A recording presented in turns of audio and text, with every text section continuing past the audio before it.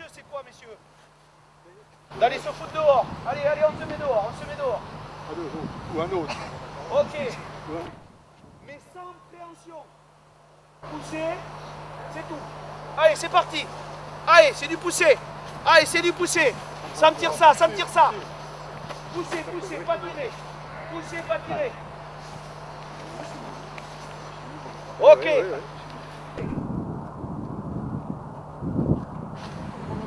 Ouais.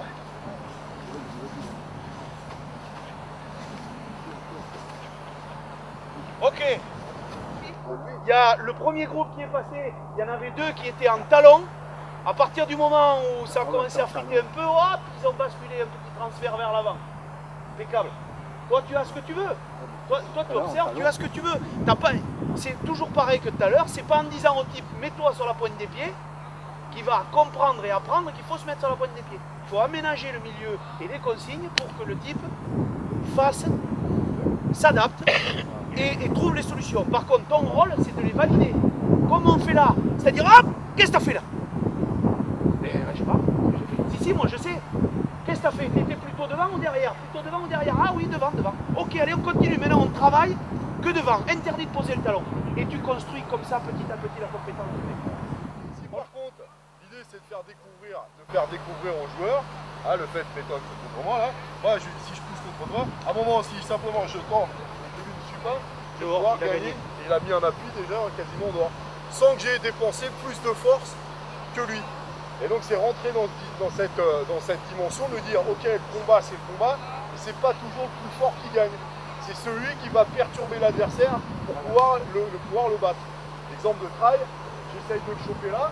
Si au lieu d'essayer de vouloir le renvoyer un mec qui était lancé, j'avais simplement fait ça.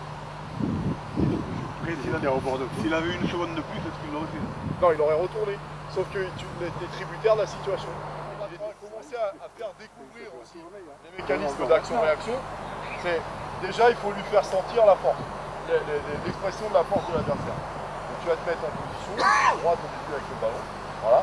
Toi, ton objectif, ça va être de le faire sortir. Toi, de le faire sortir du cercle, toi, ton objectif, c'est de le faire sortir. Allez, continue. Ok. Tu vois que ça remet à nouveau d'autres problèmes que celui simplement de résister à la force. Vous voyez qu'il commence à essayer de fuir, de s'échapper par rapport à ce qu'il fait. Vas-y. Oui, et il saute. Ah ouais, vas-y. Ah, qu'est-ce que tu as mis en place pour résister à lui? D'essayer de décaler ça. De décaler? À quel moment? C'était que... Ah, ça, bon, c'est important. À quel moment, je sais pas, je sais pas, à quel moment exactement? Avant. Ça veut dire que c'est quasiment avant que lui, mais c'est exactement le même principe. Hein. C'est-à-dire quasiment au départ, vous avez vu, alors ça avec les joueurs, ils vont vite le découvrir. Au départ, ils sont toujours en réaction à ce que fait le mec. Lui, il lui a fait tout à l'heure, hein, je le pousse, le mec il réagit, vas-y, tu restes. Moi, si je le tire, il part derrière. C'est-à-dire qu'il réagit une fois, deux fois, trois fois, et puis il est toujours en retard parce que celui qui commande, c'est celui qui agit. Celui qui réagit, il est toujours en retard. Qu'est-ce qu'il a fait? C'est que lui, à un moment donné, je ne sais pas si vous avez fait gaffe, il a commencé à prendre l'initiative sur le défenseur. Et donc, en fait, le jeu, il est là-dedans. L'objectif, c'est de reprendre l'initiative sur le porteur de balle. Alors, on va faire, et l'objectif, c'est le joueur au milieu de le mettre dans des situations de plus en plus difficiles. Vas-y, mets-toi là, tu vas te baisser maintenant, et toi, tu as le droit de ceinturer au départ. Vas-y.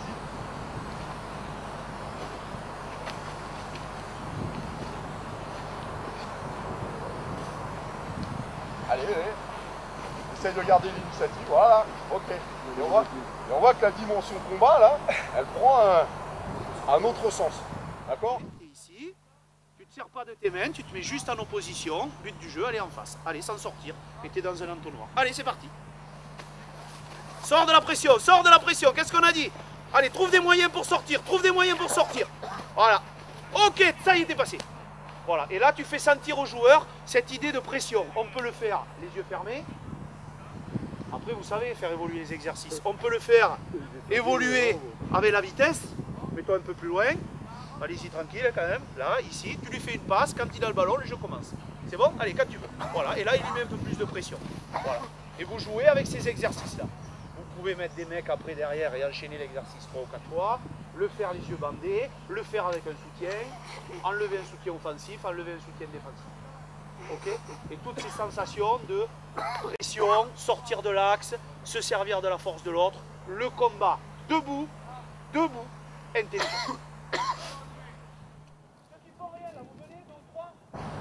Même 4.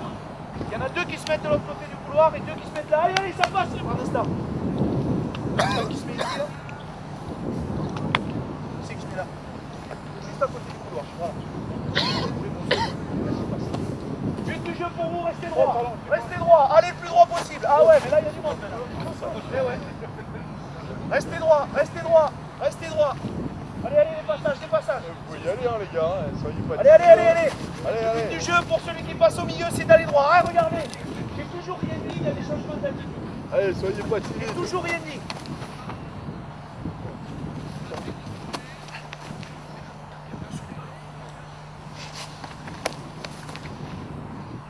Là c'est l'occasion de le faire. L'occasion de le faire. Oh, ça s'arrête là. Ça marche.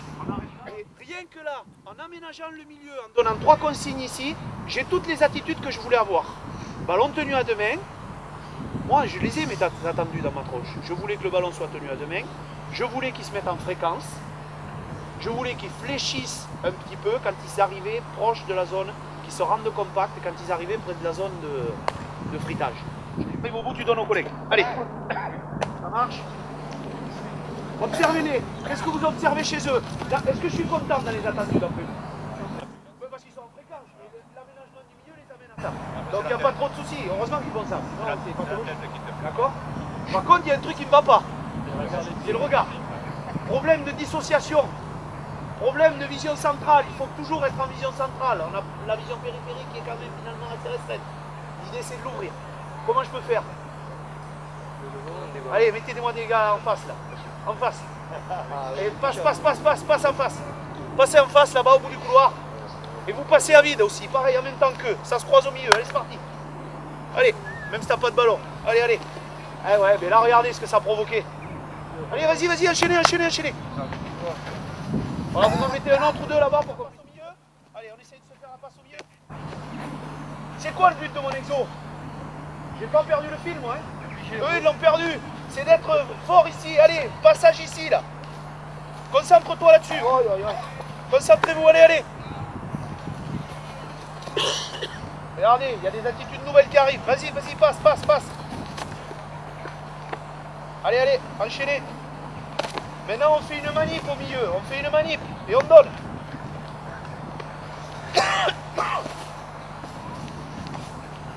Didier, tu te mets en face de moi. Il est parti. Il y a quelqu'un en face de moi. Mais en face de moi. Allez, de temps en temps, vous nous faites une passe aussi à nous. Et nous, on vous le rend quand on veut. Allez. Voilà, bien, enchaîne. Allez, c'est parti.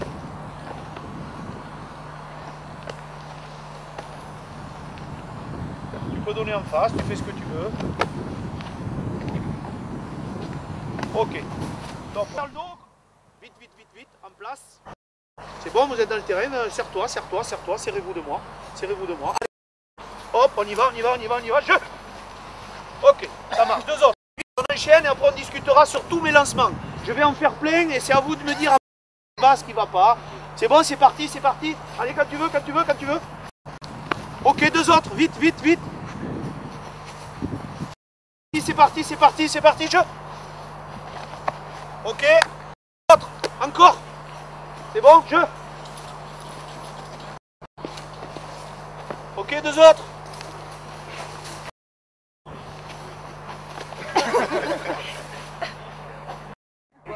Stop.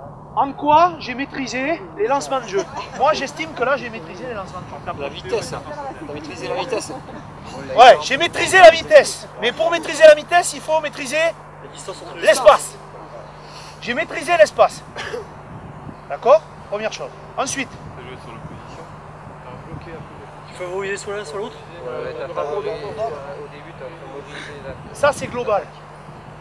L'idée, elle est là. Qui c'est qui a dit à parler de rapport de force? L'idée, elle est là. C'est maîtriser complètement le rapport de force. Et pour maîtriser les rapports de force, il faut maîtriser le temps, l'espace et le potentiel. Il faut maîtriser ces trois choses-là. Et si vous jouez sur ces paramètres-là, au bilan, vous aurez le rapport de force que vous voulez avoir. Et le rapport de force que vous voulez avoir, c'est un rapport de force juste en décalage avec ce que chacun peut faire, la notion de décalage optimum, dans la grande bulle de la sécurité. Là, j'ai mis personne en danger, et je ne vous connais pas comme joueur et joueuse, mais un coach, il connaît petit à petit après le potentiel de chacun.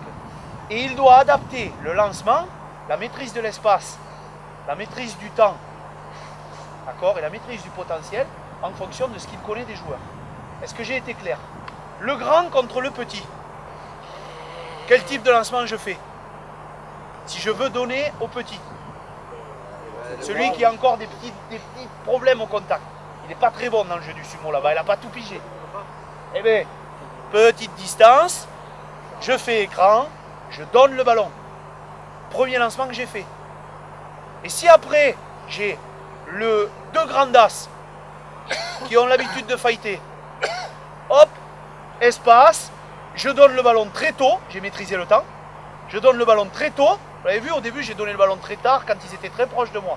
Ensuite, j'ai commencé, quand il y a les deux grands qui sont arrivés, j'ai même balancé le ballon loin.